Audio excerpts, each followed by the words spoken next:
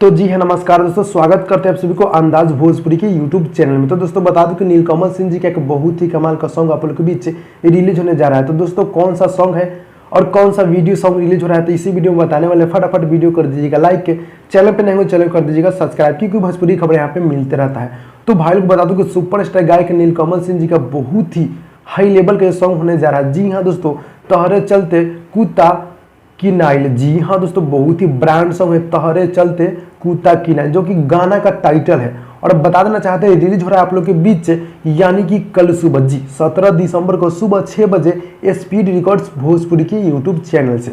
तो दोस्तों बहुत ही ब्रांड का सॉन्ग है। गीत को लिखे हैं हमारे आशुतोष तिवारी जी और म्यूजिक है बड़े भैया आर्य शर्मा जी का। और नीलकमल सिंह जी सॉन्ग को गाए हैं, काफी बवाल का सॉन्ग है तहरे चलते कुत्ता की नाइल।